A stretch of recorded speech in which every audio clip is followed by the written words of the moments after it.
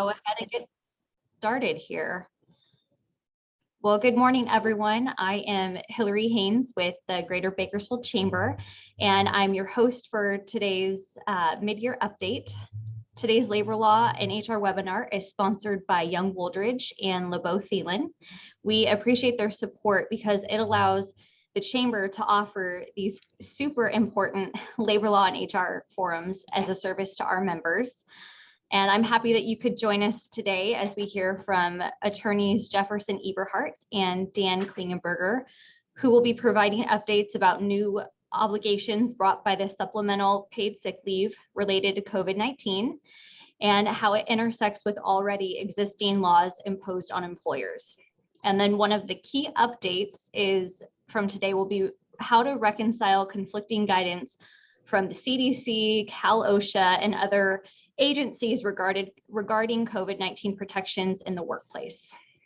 I went ahead and emailed everyone this PowerPoint presentation, so hopefully you were able to print it out or take notes as you go along. And then also noted in the email, the Chamber still has labor law posters for 2021. If you're in need of one, please call us. We're in the office. Or send us an email and we can put that in the mail for you.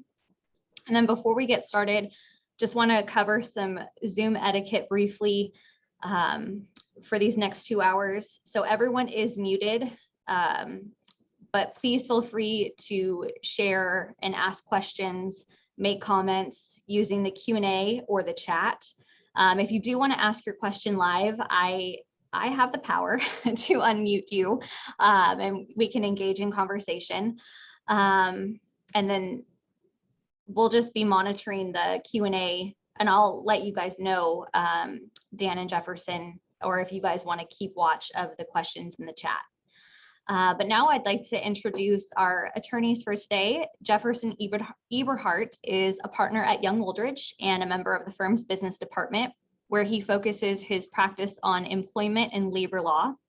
He defends his clients against labor and employment related litigation involving individual and class-based wage and hour disputes, discrimination, harassment, wrongful termination, misclassification, and serious and willful misconduct claims. Additionally, Jefferson regularly counsels employers on ADA, FMLA, CFRA, unemployment, interactive process, and a wide range of other labor law matters. And we are also joined today by Dan Klingenberger, who represents both large and small companies in all forms of employment litigation, including wrongful termination, sexual harassment, class actions, unfair competition, trade secret issues, wage and hour claims, and discrimination. He provides employers with creative and effective advocacy in the defense of claims. At LeBeau-Thelen, Dan advises employers on day-to-day labor and employment law matters to develop effective and practical ways to deal with the challenging employee issues. So with that, I'm going to turn it over to you, Dan and Jefferson, and we'll get started today. We have a lot to cover. Very good. Thank you, Hillary, and looking forward to providing all this information today. As you said, there's a lot to cover, and so we're excited.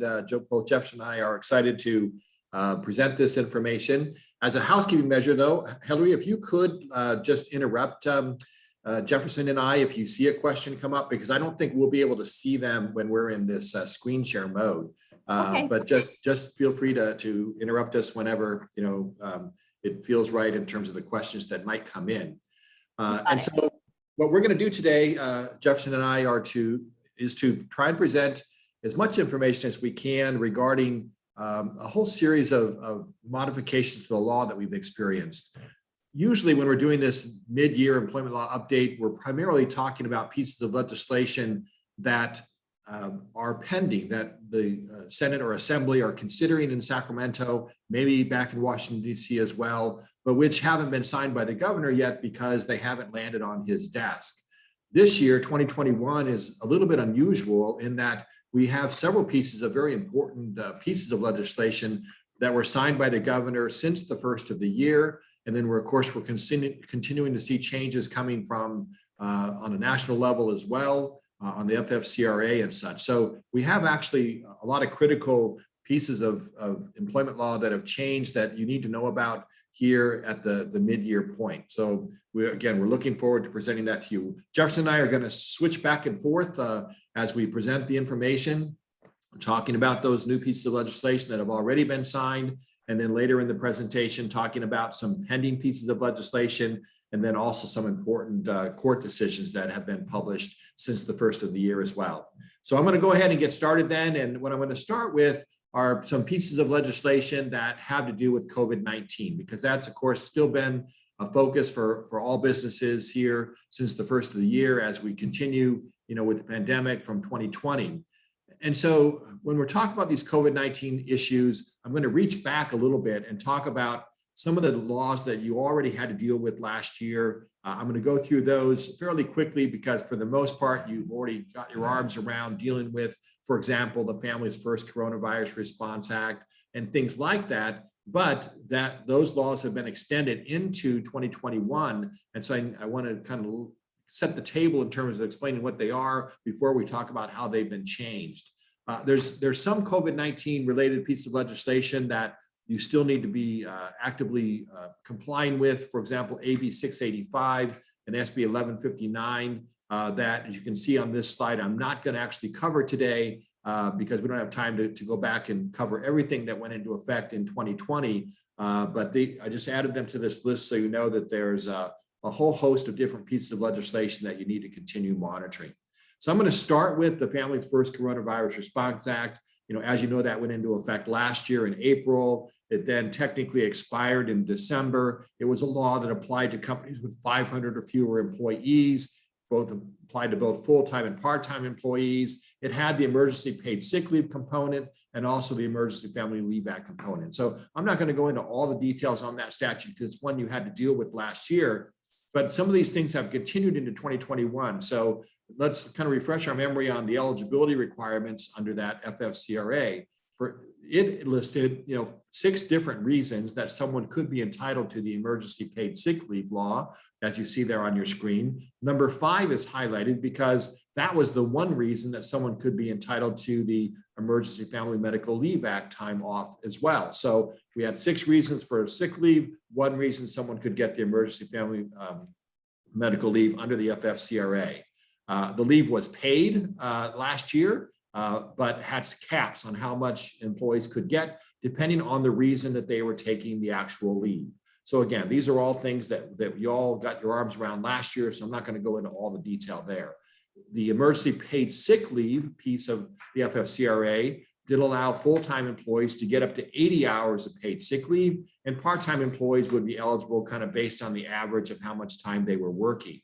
And under the EFMLA that was in effect last year, this was the old rule, any employee who had been employed for at least 30 calendar days and complied with that or met that requirement under number 5 on the list that we saw earlier could potentially get up to 12 weeks of time off, but that would also include the 80 hours of sick leave. So those are the things that we all were worried about and dealing with last year. So now coming into 2021, we saw at the end of December, President Trump signed the CAA that extended those payroll tax credits under the FFCRA to employers who voluntarily decided to provide FFCRA in 2021. But that extension through the CAA was only applicable through March 31, 2021. So obviously we're past that date at that point, but it was a voluntary compliance that employers could choose to either allow the FFCRA or not if they wanted the payroll tax credit for the time off and the compensation they awarded the employees. So it extended the tax credit for private and nonprofit employers with less than 500 employees.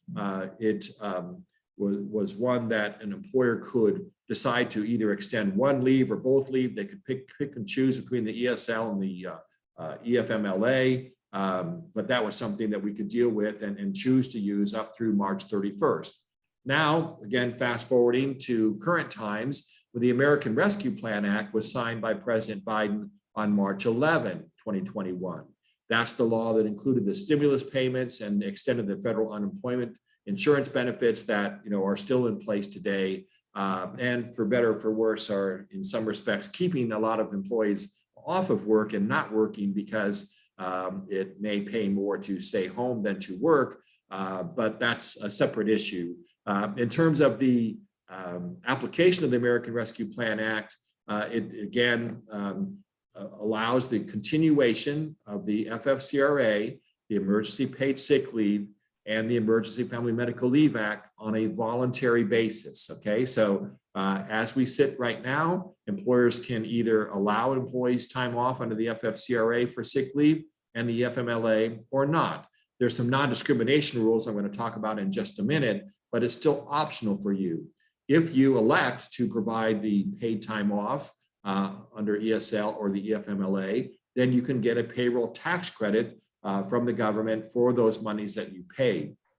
At this point, this extension, basically this voluntary extension, is only good up through September 30, 2021.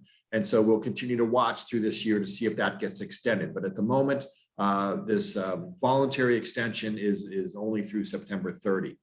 So in terms of some of the key provisions of the ARPA version of the FFCRA, it does still apply to companies with 500 employees or less. You get the dollar-for-dollar tax credit if you elect to provide the paid time off under the EFMLA or the ESL. There are some changes, though, in that it eliminates the requirement that the first 2 weeks of the EFMLA, which potentially can be 12 weeks, that those be unpaid. So now an employee under the FFCRA, the ARPA version of it, can be eligible for up to 12 weeks of paid leave, so long as they haven't previously used the FMLA or FMLA and used that time up. But you are entitled to up to the 12 weeks of time off. And you can qualify for the EFMLA now by meeting any of those 6 reasons that I had on the slide earlier. You recall that in 2021 and actually up through April, you could only qualify for the EFMLA if you met the requirements of number 5 on that list. Now, any of those 6 reasons can be a basis for qualifying for the EFMLA. Another important piece that's different as we're dealing with the FFCRA now versus in 2020 is that an employee can take the 80 hours of the emergency sick leave potentially, and also the 12 weeks of EFMLA. So they could actually get 14 weeks of paid time off, again, if an employer elects to give the time off under the FFCRA. Right? So the ARPA version of the FFCRA does include some non-discrimination language. So this version says that if you do decide that you're going to allow employees time off, paid time off under the emergency sick leave or the EFMLA, then you have to do so in a way that is not discriminatory. So this is saying that the employer cannot take the payroll tax credit if the employer discriminates, one, in favor of highly compensated employees, or in favor of full-time employees, or on the basis of employment tenure. So they're essentially saying that you can't decide, well, I'm only going to allow this benefit, the FFCRA benefit, to our management people or our highly compensated people, or I'm only going to allow it to apply to full-time employees. You essentially have to have it apply to everyone or no one. I mean, that's a slight overstatement, but you can't discriminate based on those categories that I have listed there. Another important piece is that the ARPA version of the FFCRA resets the 80 hours that someone can get for paid sick leave as of April 1, 2021. So if someone had used the 80 hours of sick leave sometime in 2020 or even in the first part of 2021, they were going to get a new bank of time as of April 1 of this year. Again, this is on a voluntary basis. But the caps on the benefits in terms of how much you can pay the employee and therefore how much you can get from a payroll tax credit are still going to apply. All right, so that's some of the key parts of the American Rescue Plan Act. So in addition to those 6 reasons that I mentioned earlier that someone can get the emergency sick leave, now the American Rescue Plan version says that we're going to add a few more reasons why someone can get the sick leave. So you have the 6 reasons there sort of in a greenish color on your screen. And then the red are some new reasons that someone can get the emergency sick leave time. So they can also get the ESL time if they're obtaining a COVID-19 vaccine, if they're recovering from an illness or condition related to being vaccinated against COVID-19, or they're seeking or awaiting the results of a test for COVID-19 if exposed to the virus and were requested by the employer to be tested. So for those 9 reasons, someone can now get the 80 hours of the ESL, the sick leave time, if the employer decides to allow that to happen. Another key part of the American Rescue Plan Act that did not apply in 2020 and the early part of 2021 are some COBRA obligations. And what this addition to the FFCRA is saying is that right now and up through September 30, 2021, if an employer terminates an employee, or if an employee leaves the employment of a company, or otherwise qualifies for COBRA benefits. So, COBRA is that law that's been around for a long time that allows employees, when they leave a place of employment where they have health insurance coverage, or if they, for example, are reduced from full-time to part-time and therefore don't qualify any longer for the health insurance benefits, and for other qualifying reasons, someone loses their health insurance benefits, then that employee could be eligible to keep their health insurance in place as long as they pay for that coverage themselves. So they basically pay the premium plus an administrative fee to keep those health insurance benefits in place, typically for about 18 months or so. So what ARPA is telling us is that right now and through September 30th, if an employee loses their health insurance benefits, then the employer is obligated to pay those COBRA benefits, those premiums for those employees, and then can get the payroll tax credit from the US government for those monies that they paid. So you want to be careful about this in terms of modifications to your staffing, to people who either are leaving employment voluntarily or involuntarily, because if they're considered an assistance eligible individual because of a reduction in hours, a change from full-time to part-time, perhaps a temporary leave of absence, an involuntary termination, unless it's for gross misconduct, then they will be entitled to that COBRA coverage that you're essentially going to have to pay for and then get the payroll tax credit back from the government. All right, so an important thing to watch in 2021. Now, this COBRA coverage could end sooner based on a couple of reasons. One, if the employee becomes eligible for other coverage or they reach the end of a maximum COBRA continuation coverage period, then you would not have to continue to pay for that COBRA coverage. So one way that could happen is if the employee is eligible for health insurance benefits because they got a new job, or perhaps because their spouse has coverage, so they're eligible for coverage through their spouse's health insurance. Then in those instances, you would not have to pay that COBRA premium for that. Also, if an employee has been off of work for a period of time and perhaps is reaching the end of the, say, 18 months that they could be entitled to COBRA coverage, and that 18 months ends, let's say, next month in July, then you would not have to continue that COBRA coverage because they've already maxed out on the time period that COBRA applies to them. All right, so there can be reasons why you don't have to continue the coverage all the way through September 30th, but you'll have to look at those on a case-by-case basis. Okay, so see, I'm going to switch over then, and Jefferson's going to start talking about paid sick leave law. Good morning, everyone. Hoping you guys can hear me. I think you can. Okay, we have a lot of material to go through, so I'm gonna go through it as quickly but effectively as I possibly can. And we'll be switching back and forth between Dan and I. So, supplemental paid sick leave under SB 95. Generally, what this does is this requires employers to provide supplemental leave for employees who took time off for a qualifying reason. As you something related to COVID. So the qualifying reasons are, and it's going to show up on the next slide, but I'll explain it to you in a general sense right now, is quarantine or isolation. If they are ordered by a doctor to self-quarantine, of course, for a COVID-related reason. If they have a COVID vaccine appointment, they need to take time off for that, then that would qualify.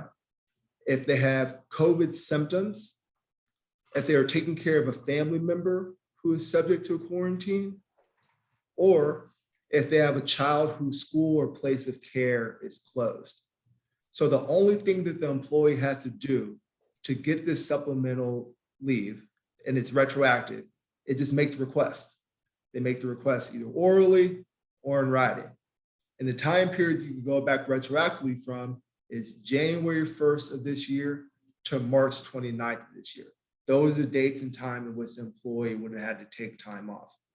So now it's extended to September 30th for them to make the request. Again, the only thing they have to do is make the request orally or in writing, and then they would be able to get the supplemental payment retroactively. So one thing you have to have in order to be eligible for this is you have to work for an employer that has 26 or more employees. And if not, then you have to consider ARPA and the benefits that are provided under that. Okay, so this slide is telling you the reasons why, the qualifying reasons for COVID. Again, quarantine, self-isolation, COVID-19 vaccination. You got a vaccination and you had symptoms following that, side effects from that, then that would qualify. So those are the bases for which you get supplemental paid sick leave under SB 95. So how much sick leave do they have that's available? That depends on if you're a full-time employee or a part-time employee. If you're a full-time employee and you work over 40 hours, then you get 80 hours worth of supplemental paid sick leave.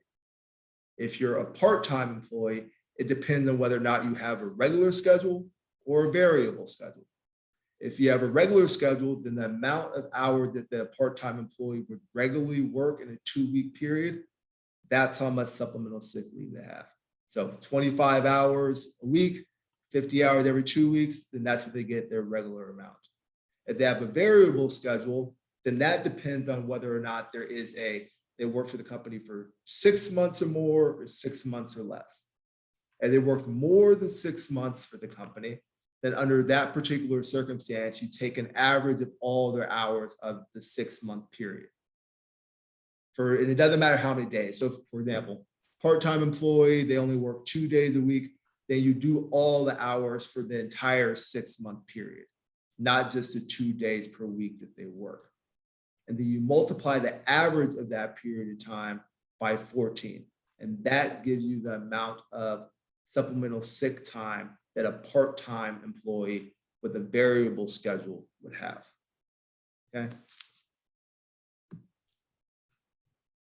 All right, for non-exempt employees, you have to pay the higher of the regular rate of pay for the work week in which the COVID-19 supplemental paid sick leave was taken. And you have to take the total wages that don't include overtime premium payment and divide that by the employee's total hours worked in the full pay periods of the prior 90 days of employment. You have to consider the minimum wage, if that's a higher one, or the local minimum wage. For exempt employees, you have to pay the same wage you would typically pay for any other type of paid leave. Also, regarding supplemental paid sick leave, you have to give notice. So you have to give notice in one of two ways, either on the employee's wage statement or in a separate writing that indicates how much time they have and what the benefit is. And it has to be listed as a separate line item on the actual wage statement itself. Okay. And you also have to post notice in the workplace, or for a lot of employers who have employees working remotely, you could also send emails electronically indicating what the supplemental paid sick leave rights are. So in the same manner, you would have, talking about leave of absences, what the effective minimum wage are and things of that nature, then you can post that in a similar fashion.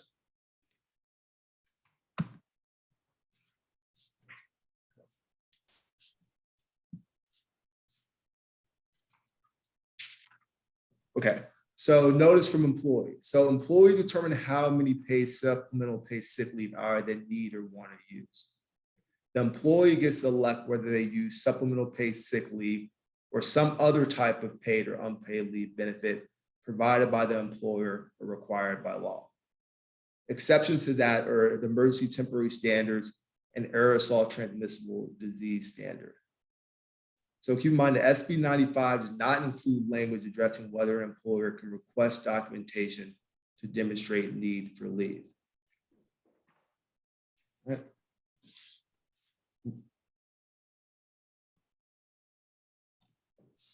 Okay. So you have to try to keep in mind how FFCRA and SPSL interact with one another.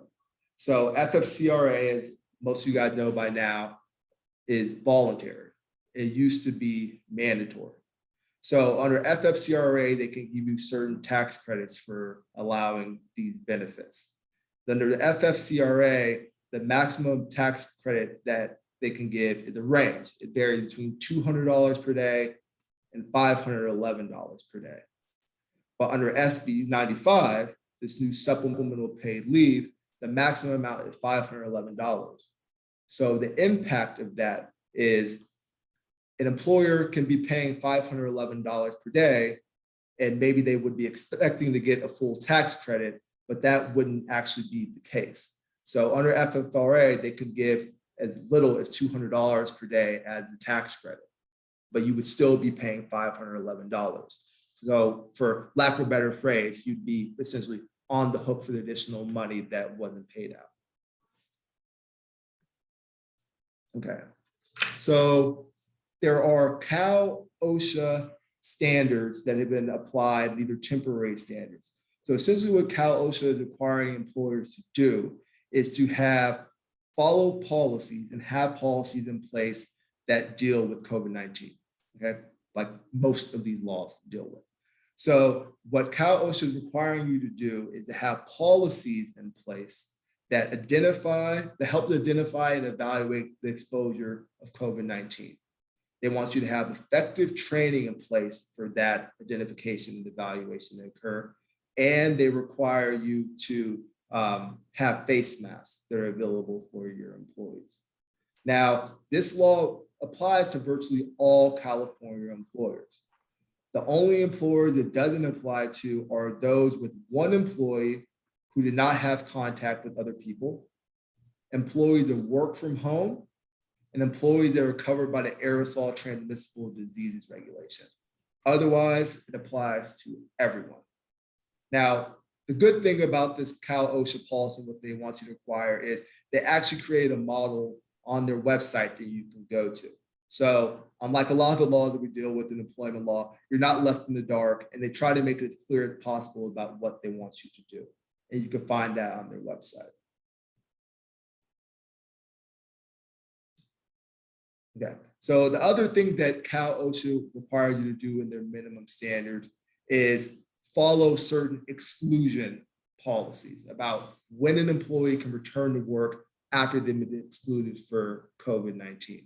So one of the things they want you to do, so I guess it depends on if you have an employee who tested positive and actually had COVID and somebody who didn't have symptoms. So the exclusion applies to someone that had the positive COVID-19 test. They're either subject to COVID-19 related order by a doctor or health official, or somebody had died due to COVID. That's one of the things that kind of triggers the exclusion. So a COVID-19 case with symptoms, because it depends on how you handle it, depending on their symptoms and the positive test versus not. So if somebody has symptoms, then they can't return to the workplace until at least 24 hours have passed since having a fever of 100.4 or higher. And that's without medication. So if they're taking medication and then their temperature drops, that's not going to qualify. The COVID-19 symptoms in and of themselves had to have improved, and at least 10 days had to have passed since the COVID symptoms first appeared. And if there are no symptoms, but the employee is excluded because maybe they were in close contact with somebody with COVID, then they have to be out of work and excluded for at least 10 days since the date of the positive test. All right. So employees, certain employees have to, when they're excluded, they have to continue to be paid. So if the employee is excluded, but otherwise able and available to work, the employer basically has to give them job protected leave that's paid. So you have to continue and maintain the employee's earnings, their seniority, all other benefits and rights. And they have the right to reinstatement to their former job. And additionally, you have to allow them to use the employer provided sick leave benefits. So essentially, if an employee is excluded, but able, job protected leave, plus they get to maintain their earnings and benefits. All right, so there's two exceptions to the rule regarding continuation of earnings. The first exception is it doesn't apply to any period of time which the employee is unable to work for reasons other than protecting persons at the workplace possible for COVID. So if it doesn't have to do with protecting other people, the rule doesn't apply regarding maintaining of benefits and earnings. The second exception is it doesn't apply where the employer demonstrates that the COVID-19 exposure is not work-related. Assuming that would be a situation in which nobody else at the company has COVID or tested positive or has symptoms. But that would be an exception. And that would be rare. Jefferson, we have a question.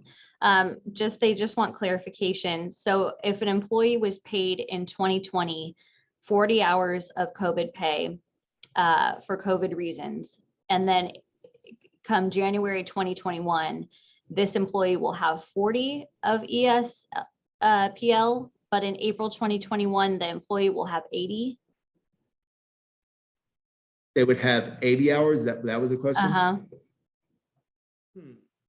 And they've already used the benefits that were provided in 2020.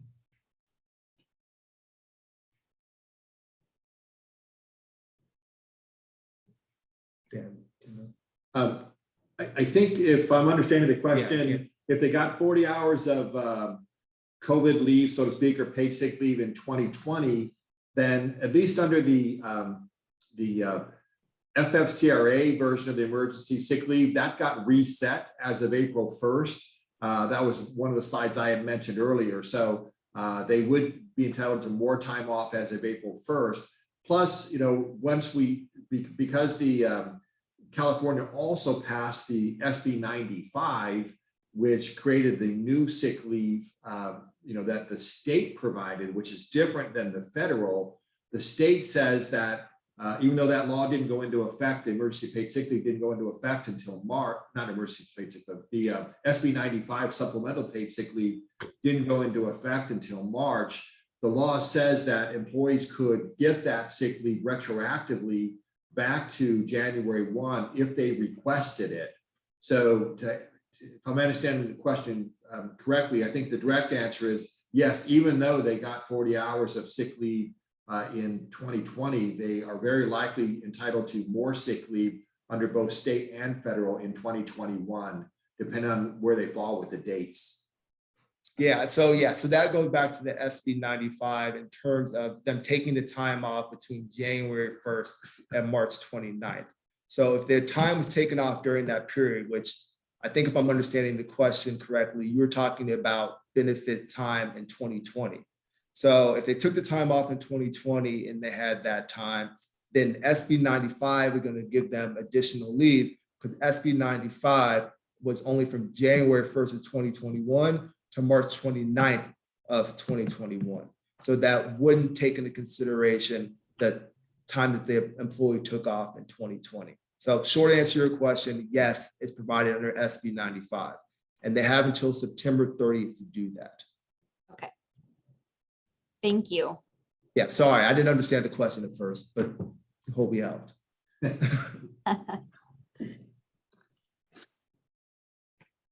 Okay, so the CDC has new control and prevention guidelines. There is a lot of words on this slide, but I can really sum it up by saying fully vaccinated people can go back to essentially living their life.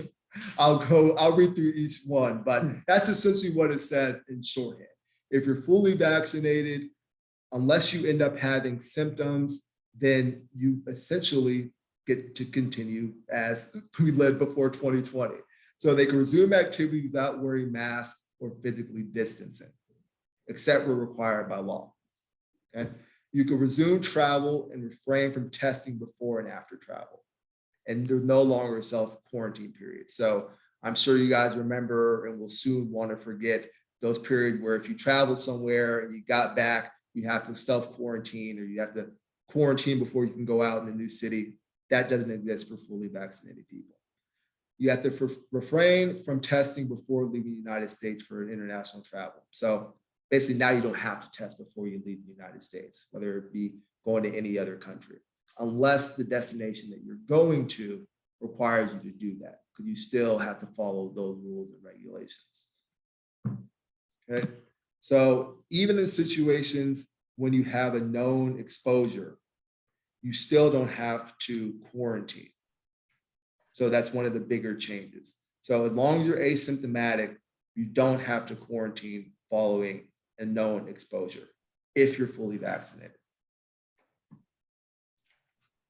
So things fully vaccinated people should continue to do. So even if you're fully vaccinated, you should get tested if you're experiencing COVID-19 symptoms. All right? And you have to follow CDC and health department travel requirements and recommendations, even if you're fully vaccinated.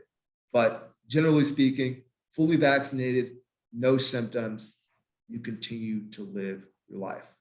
So for non-healthcare settings, fully vaccinated people with COVID-19 symptoms should isolate themselves from others, be clinically evaluated and tested. Fully vaccinated people with no COVID-like symptoms following exposure to someone suspected or confirmed COVID-19 do not need a quarantine, but they should be restricted from work or tested as the risk of infection is still low. But they need to continue to monitor symptoms for 14 days. Exceptions where testing, but not quarantine, is still recommended following exposure, includes fully vaccinated residents and employees at correctional facility and homeless shelters. So employee of a correctional facility, homeless shelter, you should still be following the testing guidelines, even if you're vaccinated. A small niche to the rule.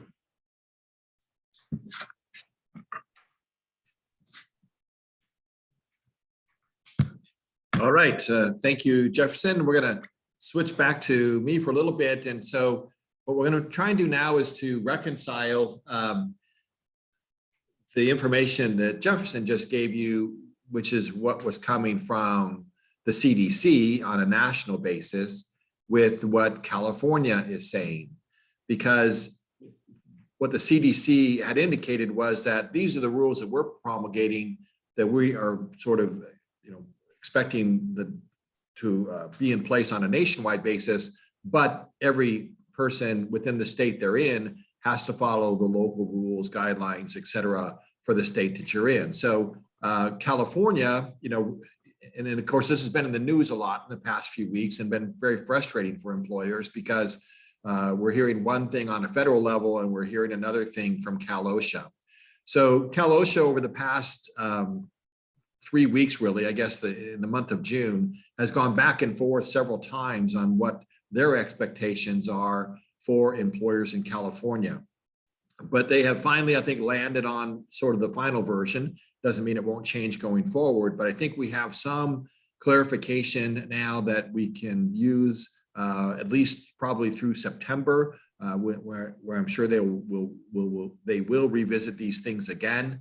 And so what I'm going to talk about now are what Cal OSHA is saying applies to employers presently.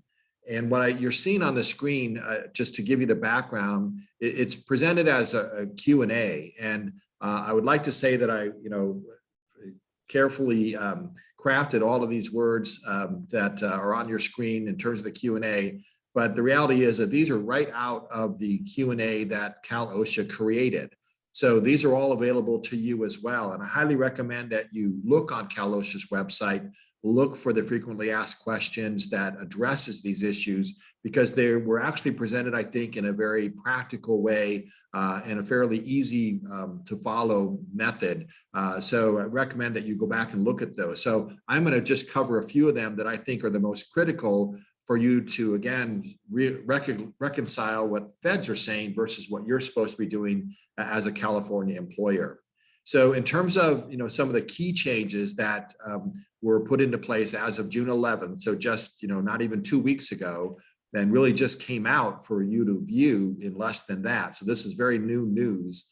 What Cal OSHA is saying is that fully vaccinated employees without symptoms do not need to be tested or quarantined after close contact with COVID-19 cases unless they have symptoms. So this is a departure from the rules we were following during most of the pandemic, where if an employee had, prolonged contact or close contact, more than 15 minutes within 6 feet of someone for a period of time, then that employee may need to quarantine or may need to get tested or get tested. So now they're saying that if you are a fully vaccinated person, then even if you have exposure to someone else, to close contact, you don't necessarily have to be tested or quarantined. Now, if you, as a fully vaccinated person, begin to develop symptoms, that's a different story. But otherwise, just by virtue of having had close contact with someone is not enough to require your employees to then self-isolate or stay away from work.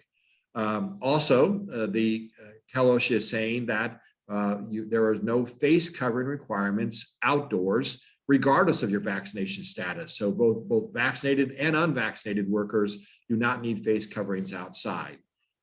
Also, in terms of indoors, which is where things get a little more challenging, Cal OSHA is saying that employers may allow fully vaccinated employees not to wear face coverings indoors, but must document their vaccination status. Okay, so there's two important pieces of that. Employees working indoors, if you're fully vaccinated, do not need to wear a face mask. So the flip side of that we'll talk about in a second, means that if you are not fully vaccinated, then you do have to wear a face covering. So we'll talk more about that in just a minute. But for fully vaccinated people, you don't have to wear a face mask, but the employer is obligated to document the vaccination status of their workers. So that means that you, as an employer, will need, beginning now, to establish a process where you determine and document whether or not your employees have been vaccinated or not. There are different methodologies that we're going to talk about here in a few minutes in terms of how you might go about doing that, but that is something that you're supposed to be doing. So the Cal OSHA is also saying that there are some settings where the California Department of Public Health is requiring face coverings regardless of vaccination status. And that typically occurs when there's an outbreak. So if you have an outbreak within your workplace, then you may have to go back to the face coverings for even those who are vaccinated. But absent that, then the vaccinated employees do not have to wear a face mask. An additional key point is that employers, starting now, must provide unvaccinated employees with approved respirators for voluntary use when working indoors or in vehicles with others upon request. So you need to basically stockpile to purchase in your organization some respirators, which essentially are the N95 masks. This is what really Cal OSHA is referring to. So if you have N95 masks, then those need to be made available for employees to use on a voluntary basis if they are unvaccinated. Now, that doesn't mean that employees who are unvaccinated get to choose whether they wear a mask. Cal OSHA is saying they still need to wear a mask, but they can voluntarily choose to use the respirator. In other words, they can continue to use the mask they've been using, the non-respirator type, if they choose to, but still the unvaccinated are supposed to be wearing a mask. You can't retaliate against employees for wearing face coverings. Cal OSHA is saying there's no physical distancing or barrier requirements applicable any longer, regardless of the employee's vaccination status, with the following exceptions. The employers must evaluate whether it is necessary to implement physical distancing and barriers during an outbreak, which is 3 or more cases of an exposed group of employees, or if there's a major outbreak with 20 or more. So if you have an outbreak, either the minor with 3 or the more major with 20, then you may need to re-implement those physical distancing and plexiglass barriers, et cetera, precautions that you've been using up until now. But absent those situations, OSHA is saying those things can come down at this point. There's no physical distancing requirements whatsoever in employer-provided housing or in transportation regulations. It says when all employees are vaccinated in an employer-provided housing and transportation, employers are exempt from those regulations. And it also, you're supposed to still evaluate your ventilation systems to make sure those are working as efficiently as possible to avoid the spread of COVID-19. So another question they asked then, as we get into the more practical parts of what OSHA is saying, they ask, are all physical distancing requirements in the proposed revised emergency temporary standards gone? And essentially the answer is yes. They're saying that the proposed revised ETS is similar to the rule changes for the general public in California that eliminate physical distancing and barrier requirements regardless of vaccination status. And that's what Jefferson was talking about a few minutes ago that came down from the CDC, that essentially those physical distancing requirements have been eliminated. And so that is true within the California workplace as well, with some exceptions. One is that they're saying that an employer isn't going to be prevented from being more cautious than less cautious. That is, if you want to continue to use barriers, you want to continue disinfecting practices, you want to have protective measures in place, then you are entitled to do that, and you can impose those requirements on your employees as a business decision by you as a company. So there's nothing that's going to prevent you from doing more rather than less. Another exception would be if you are an employer with an ongoing requirement to assess workplace hazards and implement controls. Every employer fits into that category. We always have to make sure we are providing a safe workplace. So again, if our assessment of workplace hazards concludes that we should be imposing more strict physical distancing and barrier requirements, then you have the right to do that. And then again, if you have either a minor outbreak or a major outbreak, then you may have to re-implement those physical distancing and barrier requirements. More specifically, in terms of when does an employer have to provide the respirators, OSHA is saying that you have to provide respirators in two scenarios: to any unvaccinated employee who works with others indoors or in a vehicle and who requests one, and two, where there is a major outbreak, to any employees in the exposed group for voluntary use. All right, so those are the situations where you're going to have to make sure you provide the respirator. So virtually every employer is going to have some of these respirators, these N95s, available to provide employees upon request. And in terms of what does that mean to provide a respirator upon request, OSHA is saying that essentially if an employee asks for it, then you're going to have to give it to them. All right, so it's pretty much as simple as that. Another question that OSHA posed and answered was, why is OSHA requiring respirators be offered to unvaccinated persons? Isn't that rule different from what the feds are saying, the CDC is saying? And OSHA is saying, yes, we had acknowledged that it's different. Under CDC and federal OSHA guidance, unvaccinated persons are to wear face coverings and physically distance indoors. But OSHA is saying that we think that it's important to protect our employees, and that's why our rules are a little bit different. So when we get down to the idea of face coverings, then OSHA says who has to wear them. Basically, anyone who's unvaccinated who are working indoors or are in vehicles. Okay, so that's the rule as of the moment. And are there exceptions to wearing face coverings indoors? They say yes.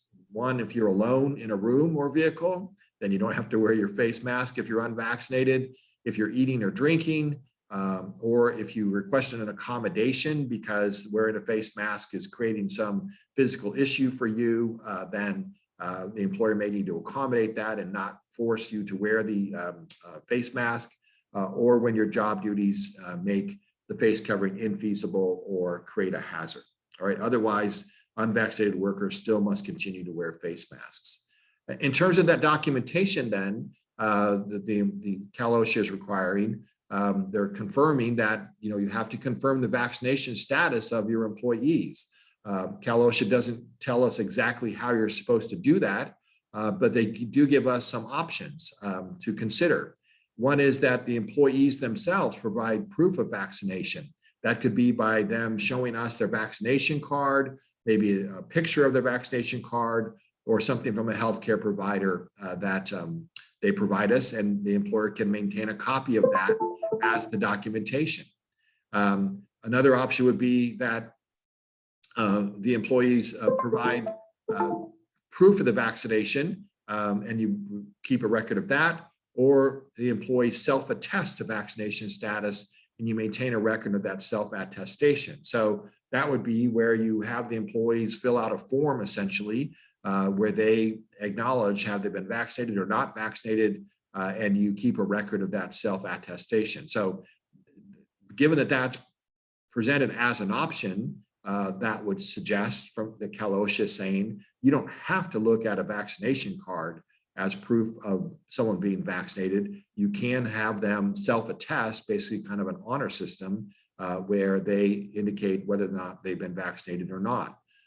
If an employee refuses to self-attest, if they decline to tell you whether they've been vaccinated or not, or they decline to give you proof of their vaccination, then Cal OSHA is saying that you're then obligated to treat that worker as if they were unvaccinated for purposes of wearing a mask. All right. So that's something, a methodology that employers need to implement here. They should be doing it already. We are working on that in our office as well. So that will be done, I think, this week for our office. And so we're kind of doing a combination of a self-attestation, probably, or at least doing that, and maybe requiring evidence of the vaccine as well, or the vaccination. So everyone's in the same boat in terms of their obligations. Cal OSHA also talked about what are the testing requirements under the new emergency temporary standards. It's saying the employer must offer testing at no cost to employees under these circumstances. If someone is symptomatic, they're unvaccinated but symptomatic, regardless of where we think they were exposed, then we have to offer them free testing. If they're unvaccinated after an exposure, if they're vaccinated after an exposure and they develop symptoms, or if we have either an outbreak, a major or minor outbreak, then unvaccinated employees need to be tested, and the employer has to offer that testing at no cost to the employees. All right, so those are the changes through Cal OSHA. Hopefully that reconciles some of this confusing information that we've been getting from the CDC versus from Cal OSHA. It still, isn't perfect in terms of how you apply that on a day-to-day basis in the employment setting, but I think it's a little more clear in terms of what Cal OSHA expects. All right, so I'm going to switch gears then and talk about another statute that went into effect this year. Is SB 93. As we talked about at the beginning, some of these changes are in effect already, which is different than a lot of past years when most pieces of legislation don't go into effect until the following year after the governor signs them in the September-October timeframe. But the SB 95 that Jefferson talked about, these Cal OSHA standards, this SB 93 are all things that employers have to deal with now. This one, though, is limited to a specific set of industries, so it's not effective for all of you, but it is applicable beginning April 16th of 2021 for those who are in the hospitality and the business service industries. So that would include hotels, private clubs, event centers, airport hospitality operations, and then building services such as janitorial, maintenance, or security services. And what this statute is saying is that for those employees who were laid off, as defined under the statute, for those employers in 2020, essentially, then in even preceding 2020, then those employees are going to have a right of reinstatement, a preferential right of reinstatement versus other employees. And the statute puts a burden on the employer to notify the employees about positions for which they are qualified. So once you establish a new position that you're going to hire for, then you have to notify the employees, put that in writing within 5 days, deliver that to the employee's last known physical address, or send it to them by email or text if you know it. You have to offer the positions in the order of preference, which they don't really define very well. The employee then has 5 business days to accept or decline. If you decide you're not going to recall an employee based on qualifications, then you have to provide that non-hired employee with a written explanation of your decision within 30 days. And there's a 3-year record retention requirement. So kind of onerous requirements for those that are in those particular industries. All right, I'm going to switch gears then and talk about a different, is this yours? Or is it leave of absence for you? Okay, very good. All right, Jefferson, I'm trying to make sure we are on the same page. So, but we're doing good, I think. So, all right, so I'm going to talk about a couple of wage and hour issues that you need to at least be paying attention to. The first one I'm going to mention is actually an old law, but is still, going into effect gradually. This applies to ag employers, and in particular, employers who have field employees who are covered by Wage Order 14. And under this statute, that's being phased in gradually, just for your planning purposes, looking forward to the first of the year. As you know, the overtime requirement for your ag field workers historically had been a 10-hour rule where they didn't get paid overtime compensation until they worked more than 10 hours in a workday. That's gradually being cut back. And so this year, they get overtime over 8.5 hours. But for planning purposes, that goes to 8 hours a day for the larger employers as of the first of the year. Also, for the smaller employers, then starting January 1, 2022, you're going to start going through the same phase-in process on the different overtime rules for your field workers. Another law that we've been gradually seeing phased in was actually started in 2015. That's the increase in the minimum wage. So again, for planning purposes, for the larger employers, beginning January 1, 2022, minimum wage is going up to $15 an hour and going to $14 for the smaller employers. But keep in mind that anytime minimum wage goes up, then that has a ripple effect on other areas of the law. One of those is that if you have an employee who you believe you do not need to pay overtime to, because you consider them to be exempt to the executive, administrative, or professional exemption, then as part of that exemption, you have to pay them at least 2 times minimum wage. So whenever minimum wage goes up, then the minimum salary you must pay them also goes up. And at $15 an hour, as of the first of the year, that minimum salary then would be $62,400. So if you're not paying an employee at least that salary, if you consider them to be exempt and not paying them overtime, then you are not meeting that important piece of the exemption, and they will not be considered legally exempt and therefore would be entitled to overtime compensation. There's a whole lot of other rules that go with whether or not someone is exempt under these executive, administrative, professional exemptions. The salary requirement is just one of many things that need to be considered, but it is an important piece that you have to take into account for planning purposes. And similarly, for employees who are required to provide their own hand tools, they need to be paid at least 2 times minimum wage. And so that minimum hourly requirement will go up with the increase in minimum wage. All right, I'm going to switch back to Jefferson then. We're going to talk about some leave of absence changes.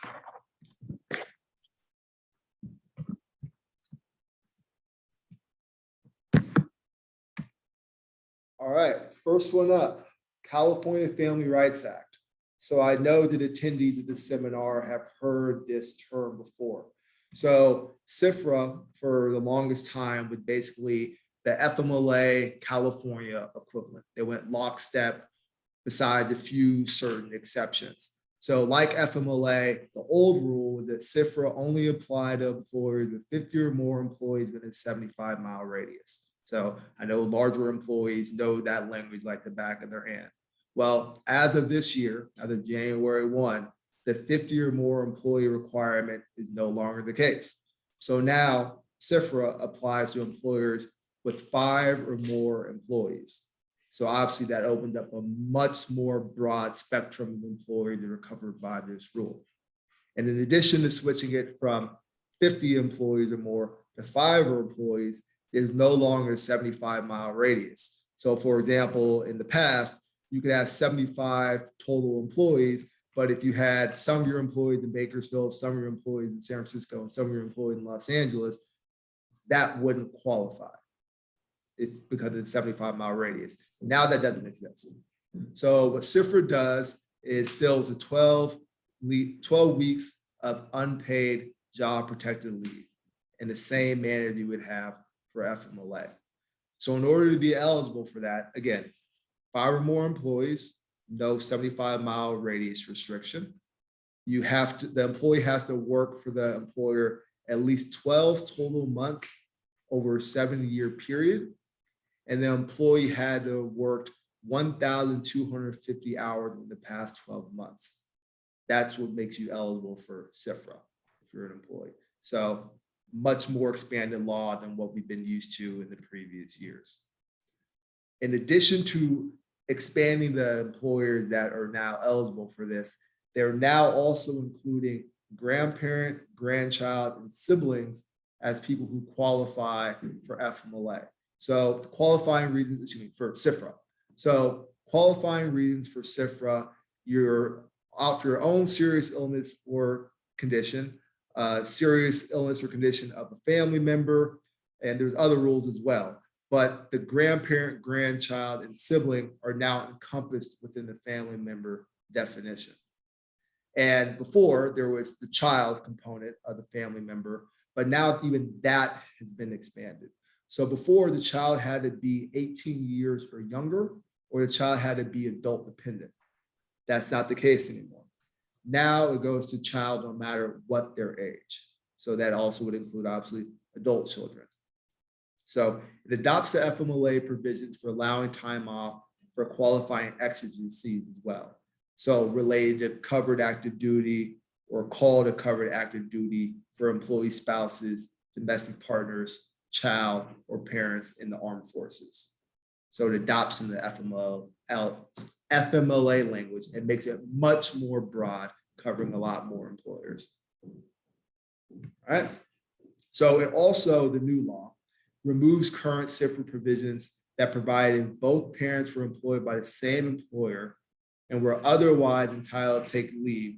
The employer would not be required to grant leave that is greater for 12 years for the birth of a child or the placement of a child of adoption or foster care.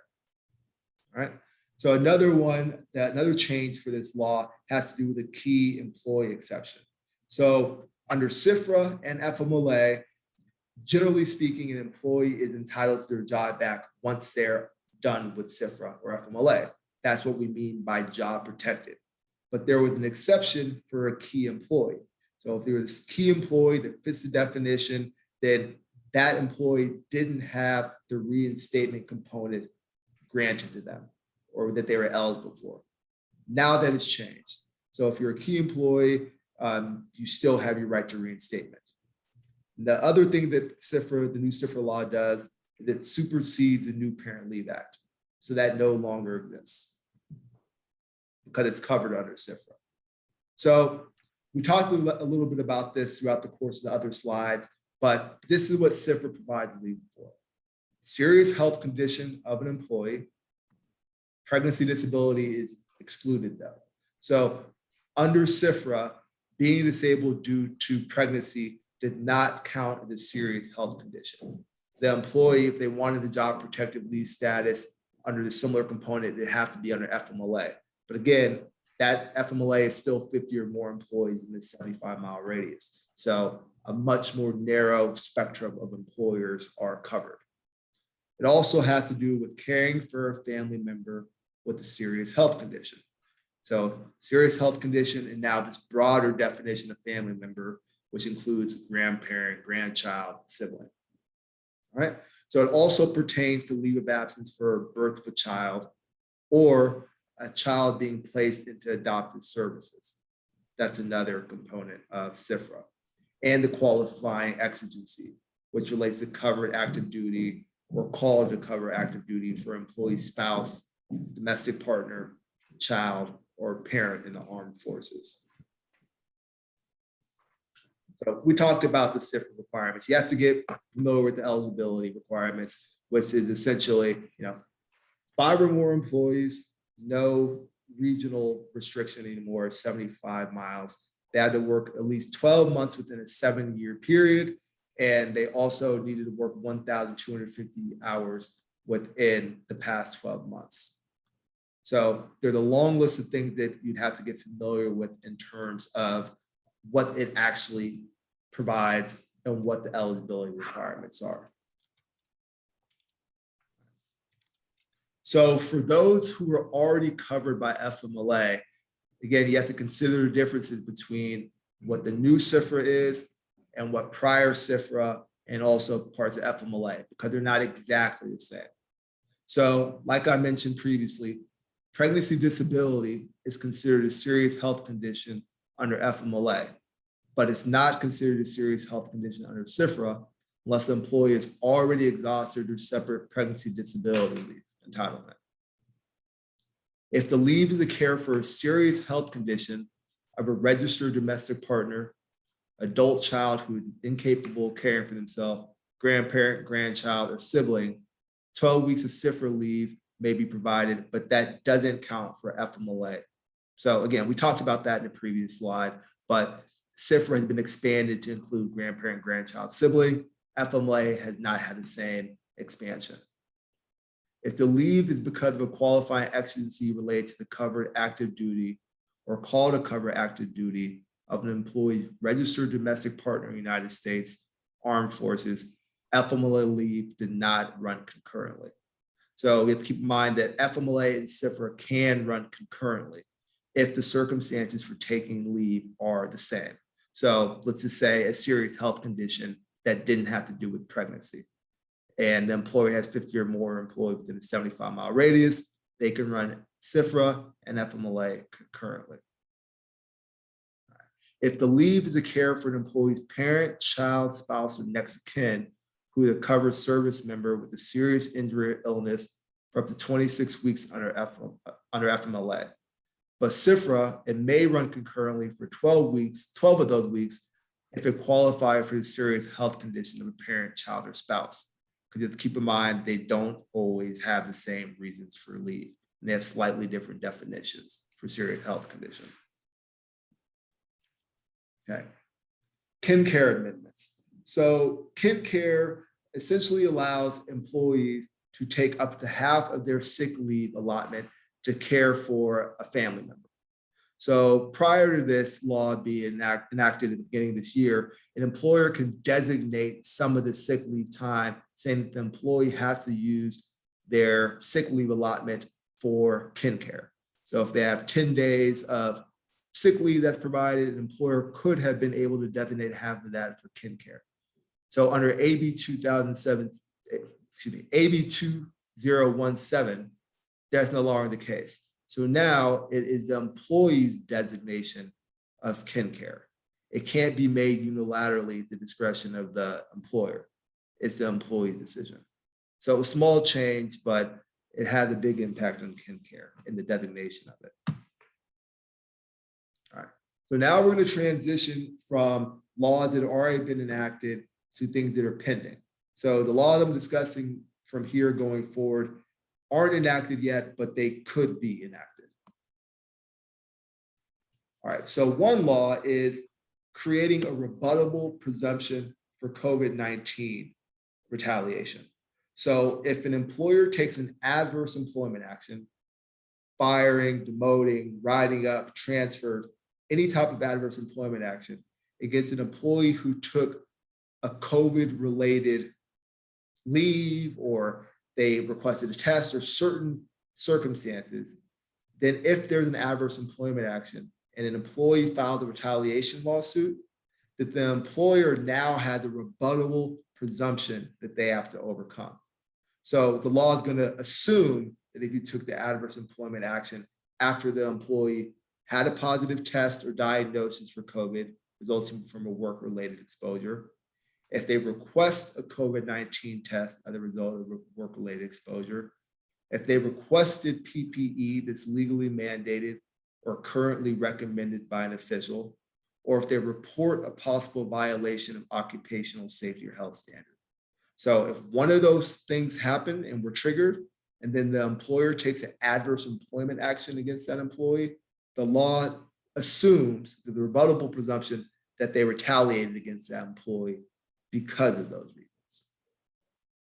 And the law also establishes a way for OSHA to enforce this law by issuing citations. And for employers that have multiple locations and a system-wide policy, that can be considered an enterprise-wide OSHA violation. So a lot of penalties and a lot of violations that can be born out of this rule of the rebuttable presumption.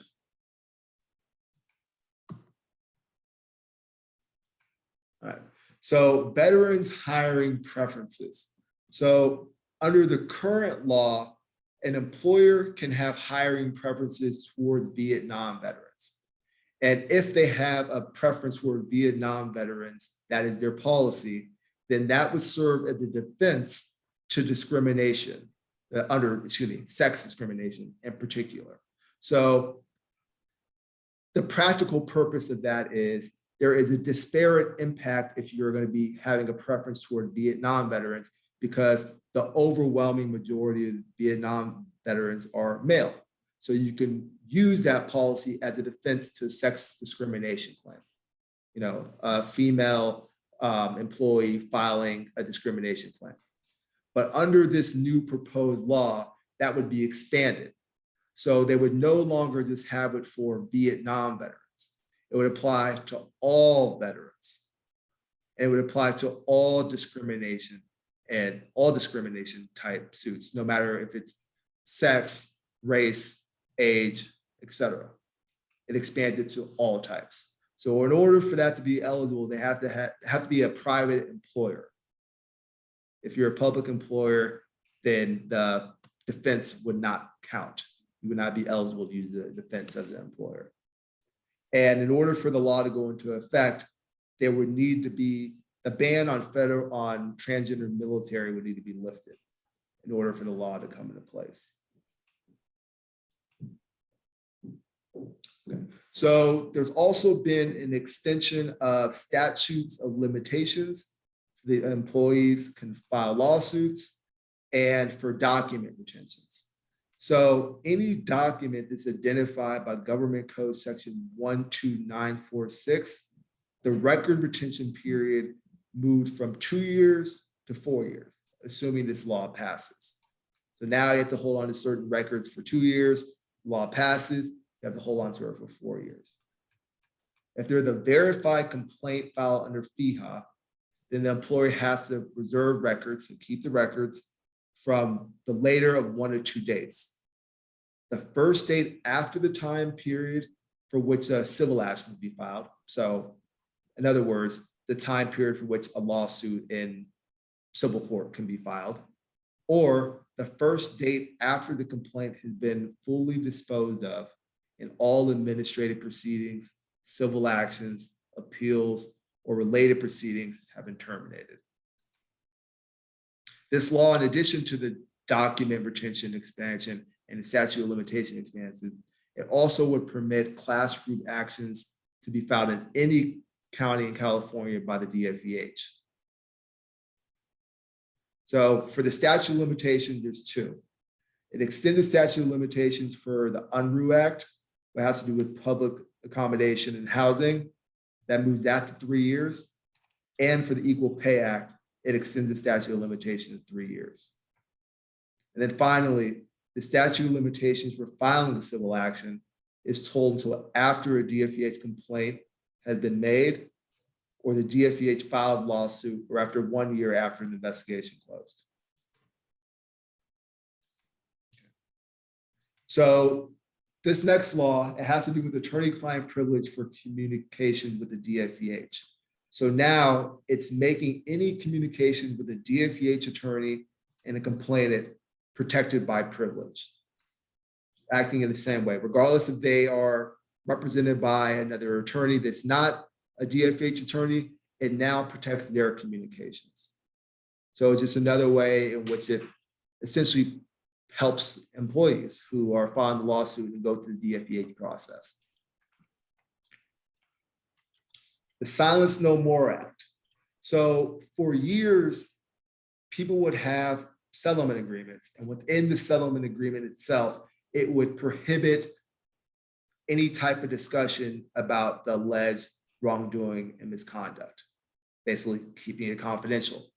But more recently, California has prohibited the use of confidentiality acts as it pertains to sexual harassment or sexual discrimination. So you can enter into a settlement agreement with an employee, and you can have a confidentiality provision, but not if the conduct has to do with sexual harassment or sexual discrimination. They can still talk about it. Under this new proposed law, it would expand the scope of, let's say, issues that would be covered by the confidentiality that cannot be in the agreement. So now it would apply to all types of sexual harassment and all types of harassment and discrimination. It wouldn't just be based on sex. And in a general sense, it applies really to all wrongdoing whatsoever, could no longer be confidential throughout the terms of a settlement agreement. Those provisions would be stricken and they're no longer applicable. So what you can still do if this law passes, you can still do a general release of all claim. Settle a claim and then release it so the employee can no longer sue you. But if this law passes, what would happen is you could no longer keep the employee silent on the issue, even if they're not allowed to sue you. So another key point that this new proposed law would have is it will require the employer to state in the settlement agreement that the employee had a right to consult with an attorney. And quite frankly, those agreements should say that anyway, regardless of whether this law comes into place. But a big, big change is that now, if this law passes, it would require 5 business days before the agreement becomes effective. So you have the agreement, you give it to the employee, they have 5 business days to consider the agreement before it can be effective. So that's a pretty big change. So elimination of sub-minimum wage for employees with developmental disabilities. So under current California law, employers can pay less than the minimum wage if the employee has certain developmental disabilities. You have to have certain licenses that allow you to do that. If this law goes through, this would eventually eradicate the ability to do that. So by January 1st of 2022, if the law goes through, we would no longer have any licenses being issued to allow for it. So currently you have to have a license to pay less than minimum wage for a certain circumstance. In 2022, they'd be issuing no other licenses. By 2025, the employer would be prohibited from doing it altogether, whether you had a license that was granted to you or not. You'd have to pay at least the minimum wage, regardless of the type of disability the employee has.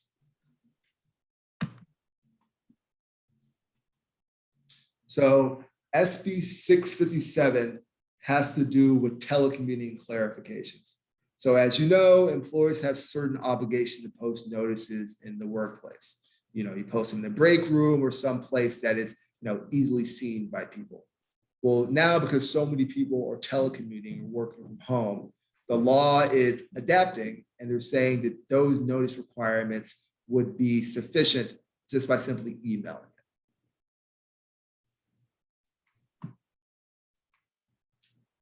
This next law is very, very specific.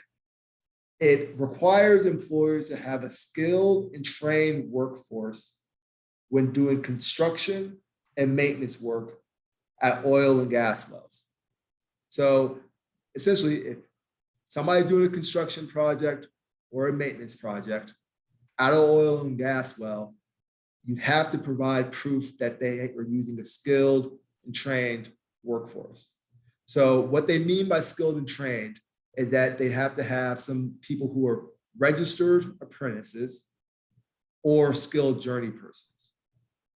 And then by 2022, they're requiring that a certain percentage of their skilled journey persons have graduated from the certified apprentice program. So by 2022, if this law comes into place, actually, yeah. By 2022, yeah, if the law comes into place, then it would require 30% of the skilled journey persons to be graduates of certified apprentice programs.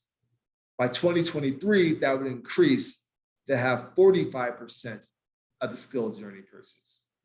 By 2025, it increases again.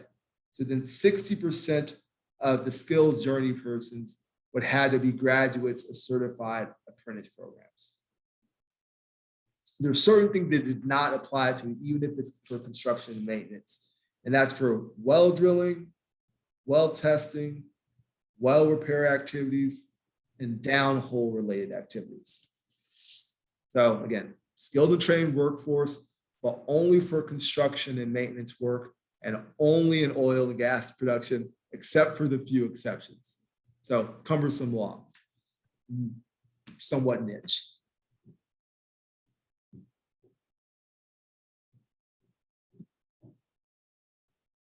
Okay, so judgment liens by the Labor Commissioner.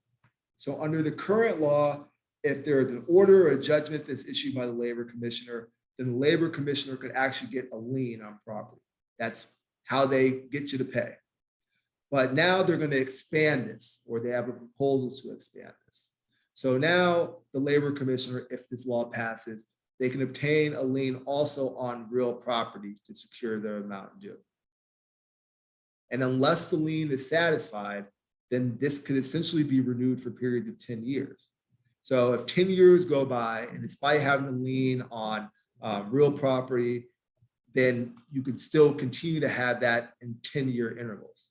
So the only thing the Labor Commission will have to do for it to be renewed is they'd have to have a recording of renewal certificate or a copy of a renewed judgment at any time prior to the 10 years expiring.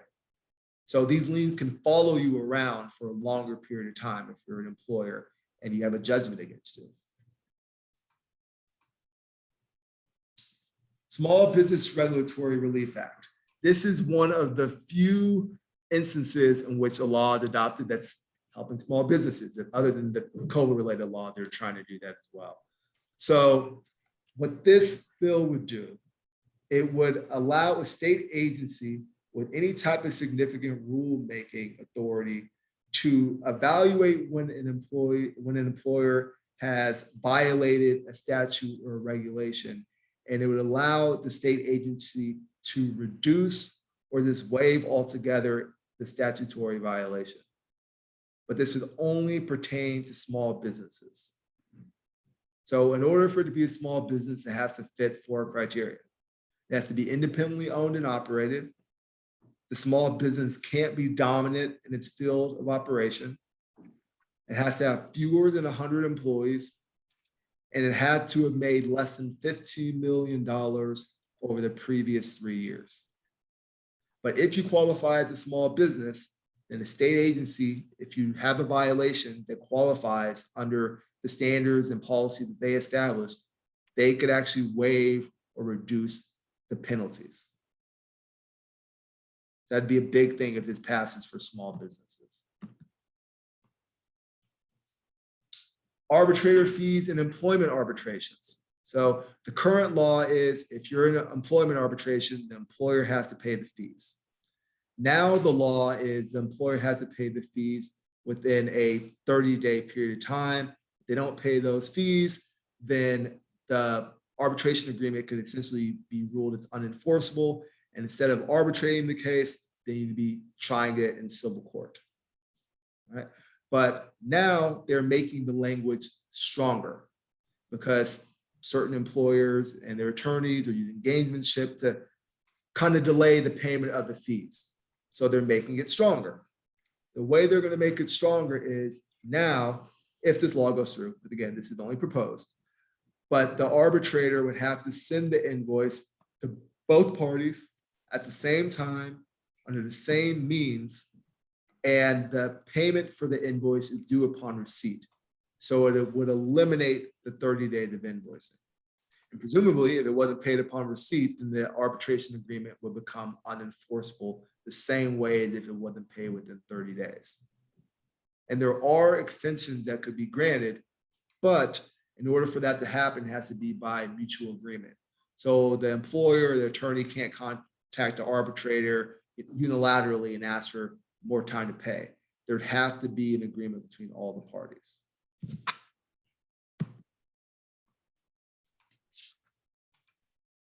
I think it's, yeah. Giving it back to Dan. Right.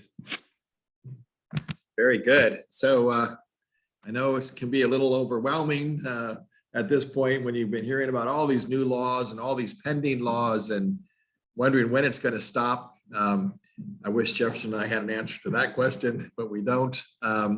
So all we can do is just try and keep you as informed as we can. We're at the stage, in the legislative cycle right now where bills that originated in one house, for example, in the assembly, needed to be over to the Senate if it was going to survive this legislative cycle year by, I think it was the first week of June or so, and vice versa. Bills that originated in the Senate needed to be the assembly, or they probably weren't going to make it through this year's cycle. So all these bills that Jeff and I are talking about did make that cut. So these, at least as of when we prepared this, we're alive and well. Still don't know, of course, whether they'll make it through the final process or whether they'll land on the governor's desk or what the governor will do with them when they land on their desk. But these are ones that we think are important enough to at least be tracking. So Jefferson went through those bills that were originated in the Senate and now are over at the Assembly. And I'm going to talk about the opposite, those that originated in the Assembly and are now over in the Senate being considered and perhaps winding their way through the process at the Senate. So first of all, I'm going to talk about this AB 1033. And what this is getting back to the CFRA issues that Jefferson talked about and explained very well a little bit ago, because we see that CFRA continues to be modified and kind of tinkered with in Sacramento. So as Jefferson said, with SB 1383, as of the first of this year, that dropped CFRA's application down to companies with 5 or more employees as opposed to the 50. But included in that SB 1383 was some language that didn't really make a lot of sense, in that the version of the law gave a definition for what are called parents-in-law, but then they did not include parents-in-law in the section that described who was entitled to a leave of absence under the statute. So SB 1383, in addition to dropping down to 5 employees or more, added the grandchildren and siblings and grandparents that Jefferson talked about. And then it made this reference to parents-in-law, but didn't actually add parents-in-law to the list. So what AB 1033 does is to clean up what was probably a drafting error from last year, to add parents-in-law to the list of people for whom someone could take time off to care for if that person had a serious health condition. So if a parent-in-law had a serious health condition, then our employee, assuming they're otherwise eligible, and assuming that we have 5 or more employees, could take up to the 12 weeks worth of unpaid time off under the CFRA to care for that person. And this AB 1033 also includes a mediation pilot program to allow employers who are accused of violating CFRA, typically by the claim filed with the Department of Fair Employment and Housing, to participate in a mediation program. And 1033 is trying to improve that program as well. All right, another change, AB 1041, that also has to do with CFRA and paid sick leave, would be to expand the categories of persons for whom our employees could take time off to care for one more time. And it would add a category of what is called a designated person. So as you can see just from that term, it's very ambiguous. It doesn't the proposed statute doesn't define what a designated person would be or who could qualify. It would be that vague, a designated person, meaning then that an employee could take time off under CFRA to care for a quote unquote designated person who has a serious health condition. Presumably, based on the ambiguity of that designated person name or category, that designated person could change from one year to the next. And so this could potentially expand substantially employees' right to take time off for certain persons. I think it could create opportunities for gamesmanship by employees and create some compliance problems for employers as well to try and figure out who these designated persons might be. So something we want to continue to watch to see if this actually makes it to the governor's desk and is signed. But in addition to the employee taking time off for the serious health condition under CFRA for a designated person, AB 1041 would also add that same designated person category to the mandatory paid sick leave law that we've all had to contend with since about 2015. That's the one that employees can get the 24 hours or 3 days worth of paid sick leave each year. Well, that statute lists those persons for whom someone could get paid sick leave to care for. This AB 1041 would add designated person to that list of qualifying people as well. So AB 1041 does say that our employee could designate the person at the time the employee requests the CFRA leave. And we can limit it to one designated person per 12-month period.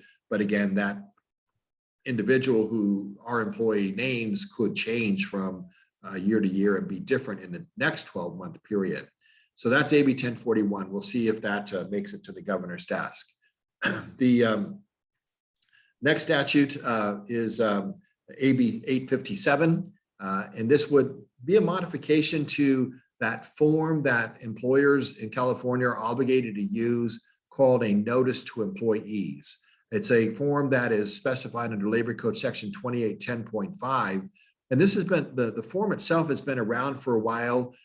You are obligated as employers in California to complete this form and give it to employees to sign basically at the time of hire, that outlines a lot of information about their employment relationship with you, including, very importantly, how much their compensation would be, their hourly rate of pay, and other forms of compensation. It is something that applies to, again, your hourly employees, not your exempt employees. But that law has been around for a while. What this change in the law would do, 857, would be to tweak that a little bit to say that in those circumstances where we're hiring an employee and there is at that point in time a federal or state emergency or disaster declaration that has been in effect within 30 days of the person beginning work, then we'd be obligated to inform them on that 2810.5 form about that state of emergency or disaster declaration. It would also create this statute would create a Labor Code Section 2810.6 that would require all of California's H-2A visa employers to provide to all H-2A farm workers a written notice of basic California labor rights on their first day of work. And the labor commissioner would be obligated to create a template notice for employers to use. These are changes that we'll continue to watch as we go forward. The next change, potential change, is AB 1003. It's called the Grand Theft Wage Deprivation Act.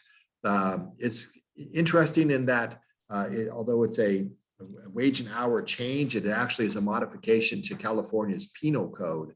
So it would be creating criminal liability in certain circumstances. And in particular, it's directed at situations where employers are found to be intentionally keeping tips that were intended for employees. And so depending on how much of the wages were kept by the employer, then whether it's at the $950 level for one employee or $2,350 for multiple employees, then that employer could be accused of grand theft and prosecuted by the district attorney or probably the attorney general as well. All right, the next change, potential change that we're looking at and tracking is AB 123. This would be a modification to the paid family leave benefits law. So as you know, California has had paid family leave benefits for a long time. This is that benefit that employees can apply for through the EDD. It's not a benefit that is provided by the employer directly, but is something that we go through the EDD to obtain. And employees have a certain amount of money deducted from their paychecks every payroll period to fund this particular paid family leave benefit bank. So what AB 123 would do is to increase the amount of weekly benefits that an employee can obtain through the paid family leave benefits from 60% to 90%. Last year in 2020, we saw this law tweaked again to increase the amount of time someone could get benefits for from 6 weeks to 8 weeks. But this AB 123 would also increase the amount of weekly benefits. There'd be a cap, on that weekly benefit, and this wouldn't go into effect, again, assuming it even lands on the governor's desk until January 1 of next year. AB 701 is something that's specific to warehouse and distribution centers. And the preface to the law, the explanation around the law, is identifying, right or wrong, that in the drafter's view of this statute, that there are production quotas being put in effect in warehouse and distribution centers that are putting at risk employee safety, encouraging basically employees to not take rest or meal periods, therefore creating a more hazardous situation for workers. And according to the drafter of this statute, that is in part prompted by employees trying to meet production quotas in these warehouse and distribution centers. So I have no opinion about whether that's right or wrong. That's just the opinion of the drafter. But what this AB 701 is saying is that we're going to put more requirements on employers in those particular industries to give employees who are subject to quotas more specific information about how their quota requirements are to work. So they're going to have to identify the quantified number of tasks to be performed or materials to be produced or handled, what the time frame is, whether there's any adverse employment action that can result from failure to meet the quota. The employer will be required to make sure that meeting the quota doesn't prevent compliance with meal or rest period obligations, and specifically that employers can't take adverse employment action for failure to meet a quota if that requirement does somehow inhibit the employee from getting their meal and rest periods or otherwise complying with health and safety law. So again, specific to a particular subset of employers, but we do have, of course, in Kern County, a lot of warehouses and distribution centers in growing as we see that business continuing to come to Kern County. And so to the extent that those businesses are imposing quotas, then they're going to have to be careful about how they do that. In addition, AB 701 says that we're going to have to give employees information about their work speed data, and this law defines what that is. So generally, just creating more and more requirements for employers if they want to impose quotas on employees, and you can see more of the details there as well. The statute at the bottom there, the last bullet point, also says that they're going to create a rebuttable presumption of unlawful retaliation if an employer discriminates, retaliates, or takes any adverse action against an employee within 90 days of that employee requesting information about a quota or making a complaint about a quota. So we see that trend continuing in the labor code, where these rebuttable presumptions are being created that puts a greater onus on the employer to disprove an employee's claim because of the presumption that adverse employment actions were in fact retaliatory. So that's AB 701. AB 616 is another very troubling law that has been proposed. It has to do with card check obligations that could be created if this law passes for the agricultural community, agricultural industry in California. And this bill, a little bit like the statute that Jefferson talked about, the 419, that could potentially mandate that employers, in the oil fields and doing construction work have a skilled and trained workforce. This statute as well, we can see as being pushed by unions and reflect the strong influence that unions have in Sacramento. This one is unique to ag, but as I'll talk about in a few minutes, there's a similar bill that is pending in Washington, D.C. that applies to non-agricultural employers as well. And what AB 616 would do is to modify the union election process under the Agricultural Labor Relations Act. Talking about this may be timely. You may have read in the paper this morning that the U.S. Supreme Court just issued a ruling, I believe yesterday, that has to do with the Agricultural Labor Relations Act in California, and the longstanding rule that as part of union organizing, unions were allowed to take access to agricultural employers' property during a union organizing drive to speak to workers about joining a union. And the U.S. Supreme Court just ruled yesterday that that particular provision of the Agricultural Labor Relations Act is unconstitutional. So kind of along those lines, this AB 616 is trying to modify, how elections take place in the agricultural community.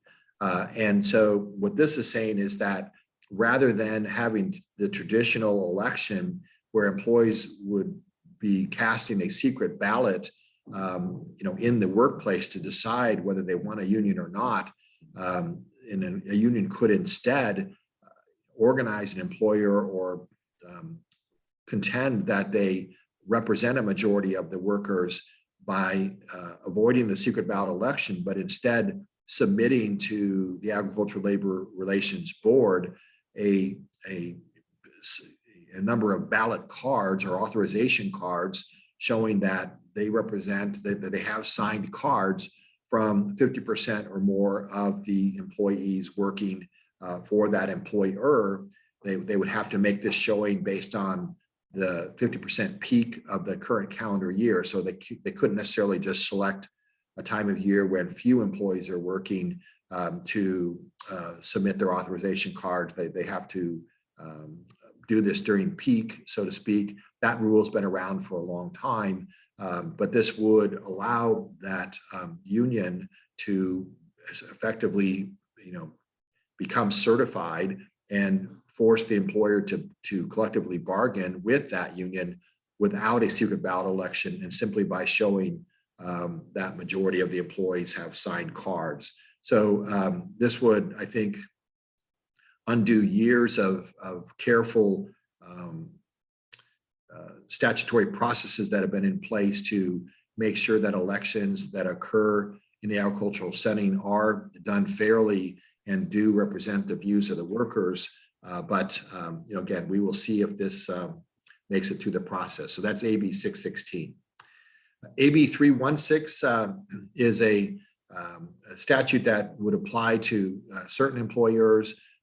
It would essentially say that the Department of Human Resources would have to administer a personnel classification plan and would require that department to create, every 2 years, a report that shows the gender and ethnicity pay equity of various classifications within the personnel classification plan. So this is something that is an obligation that would be imposed on the government to more carefully track gender and ethnicity pay equity.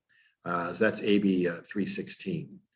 AB 73 is applicable to the ag industry. Basically is saying that employers who hire agricultural workers, primarily those workers under wage order 14, the field workers, would be obligated to, the Cal OSHA would be obligated to stockpile N95 respirators in sufficient quantities to give those agricultural workers the mask during wildfire smoke emergencies. The employer, though, would also be obligated to furnish to Cal OSHA periodically on a monthly basis the employee totals, showing how many workers they have working for them, so that Cal OSHA would know how many respirators to stockpile. And so long as the employer provided that information on a regular basis, then they could go to Cal OSHA to access that stockpile of N95 respirators during wildfire smoke emergencies. All right, so those are the California bills, the Senate and Assembly bills that we're tracking, and we wanted to make sure you knew about that could end up on the governor's desk. I'm going to talk about one bill that is pending, so to speak, in Washington, D.C. that is somewhat similar to the 616 Ag bill that I mentioned. This is a bill that did pass the House of Representatives in March. So it did move over to the Senate. From what I've read, they're saying that the odds of this getting through the Senate is small, which is good that for employers that it does not, get decided and passed by the Senate. If it did, it probably would be signed by President Biden, again, because of, significant union influence there. But what this law would do is to, again, modify how union elections occur on a national basis. The 616 was just for ag employers. On a national basis, though, we have had long-standing rules in place as to how union elections are supposed to happen. So one part of this statute, could modify national law to adopt essentially California's ABC test regarding independent contractors on a national scale. Why would unions want that to happen? Well, because unions can't organize independent contractors. They can only organize employees. So the more workers are classified as employees, the more access unions might have to individual, to various groups of workers to organize them. The PRO Act would also basically eliminate the right to work laws that apply in many states around the country. California is not a right to work state, but many states are. In those states, if you are a right to work state, then even if you are represented by a union, you're not, as a particular employee, you're not obligated to pay union dues. Well, this law would override that in many states. It would allow the card check elections, similar to what I just mentioned in the ag setting, where rather than having a secret ballot election and all the safeguards that come with the secret ballot election, a union could demonstrate that it represents the majority of the employees simply by providing authorization cards supposedly signed by a majority of the employees. Right now, elections are always held on the employer's property. This PRO Act would allow elections to be held off the property. It would reduce the amount of notice that employers get for a pending election down to 2 days, which would be rather difficult for an employer to communicate with its employees about its view regarding elections within such a short time. It would allow secondary boycotts, which would allow the union to put pressure on people who that company does business with as a way to pressure the person who's going through the union organizing drive to capitulate to the union's requests and allow the release of certain personal contact information. So those are our pieces of legislation that are pending. We're going to wrap up talking about some court decisions, and I'm going to hand it back to Jefferson to cover those. All right. So if you've attended these seminars in the past, this is going to be a pretty skimpy court decision section. Usually there's dozens of cases that we talk about or could talk about. In this particular instance, we're only talking about 2. So the first one is Donahue versus AMNN Services. And that is a California Supreme Court case that was resolved in February of this year. So what this case focuses on is 2 things: middle period rounding and creating a rebuttable presumption. Now, I'm reluctant to say this, but I don't think too much in this case is actually groundbreaking, and I'll explain why in a second. So I'm sure a lot of you guys are at least somewhat familiar with the concept of rounding. So some employers round the amount of hours that their employees work, maybe to the nearest full hour or a quarter of an hour. And essentially it's legally to do that if you do it fairly in a way that isn't going to have an adverse impact on your employees. That's the shorthand of it. So what Donahue says and clears up is that you can't round meal periods.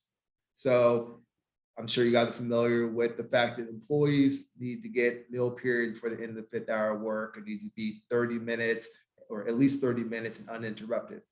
We all know that.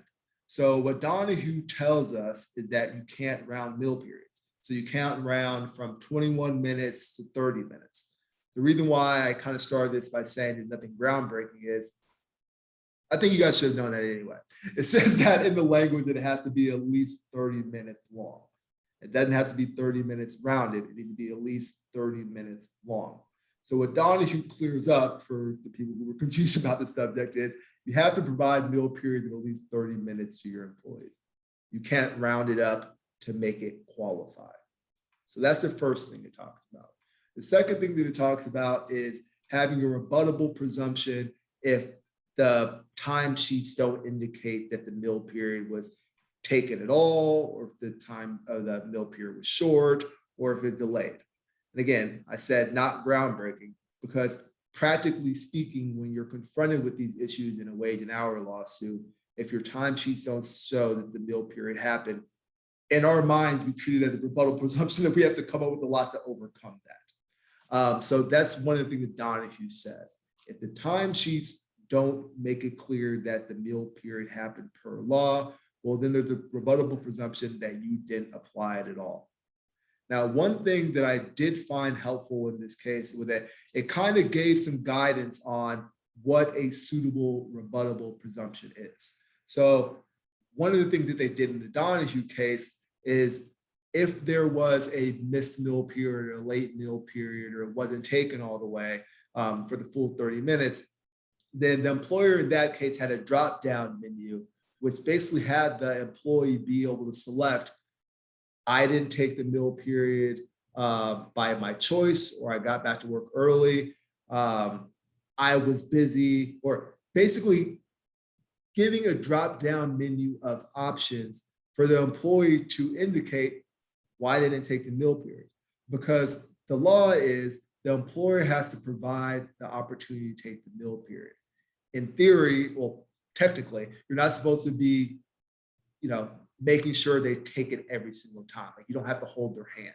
Now, practically speaking, it doesn't end up working out that way, but that's what the law says. So in this case, the employer would have been fine with their drop-down menu.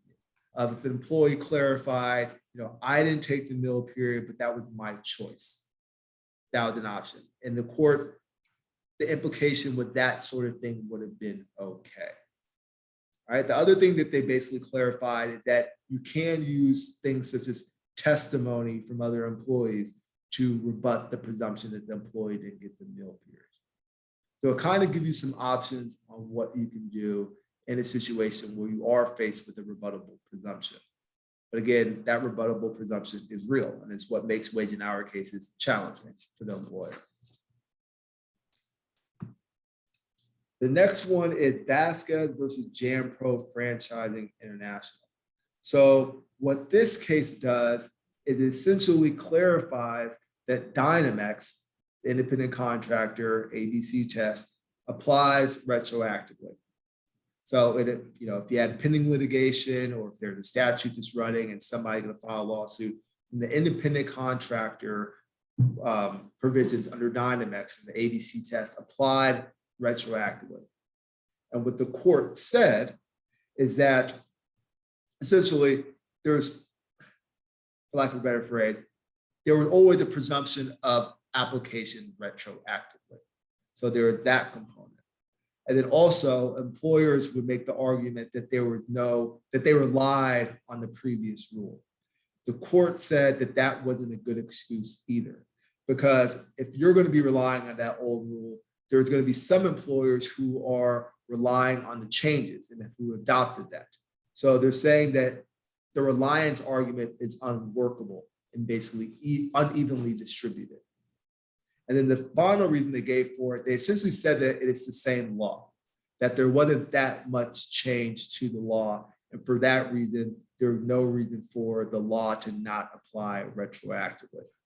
That the law applies, the law is applying retroactively. So it's not something that needs to wait until after the Dynamex decision was actually rendered. So again, very, very brief amount of cases touched on because this has been such a COVID-19 dominant mid-year update. But those are the two important cases. Talking about don't round your meal periods, which you should have been doing. Don't round your meal periods. There's a rebuttable presumption of a meal period violation if the records don't indicate that a meal period was taken. And Dynamex applies retroactively, not from after the point of the Dynamex decision was made. And believe it or not, that is the end of the case list. Again, very, very brief. So now we could take questions and answers. All right. So if you guys, if attendees, if you have questions, you want to ask them live, use the hand emoji and I'll unmute you. We do have a question from Anna that came in. If an employee on PDL, CFRA, or FMLA does not maintain their portion of health benefits, can the employer recover the amount owed via payroll deduction once the employee returns to work? Automatic deduction? So the answer is yes. I think if an employee doesn't maintain their piece while they're gone, then you can recover that when they return. That's something you would need to work out with the employee. Jefferson kind of asked, when he first heard the question, by automatic deduction. And so that would be something you need to clarify. I mean, it's something you want to work out with the employee as to how they're going to pay that, but they can be expected to pay that when they return. If they don't return, then it's a little more challenging to recover that money, but technically, if they do return, you can. Yeah, so Dan's spot on. So he caught my question. So yes, you can, but I am always fearful when employers start deducting anything out of a paycheck automatically.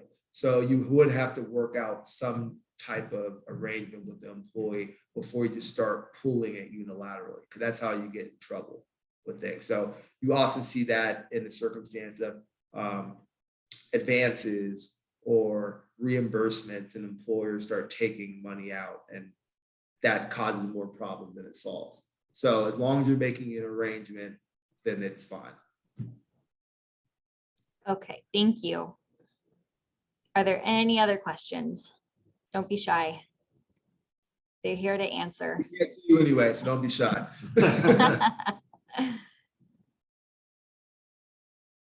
You can either type them in the chat, the Q&A, or use the hand emoji. Oh, we got another one. Oh, she said thank you.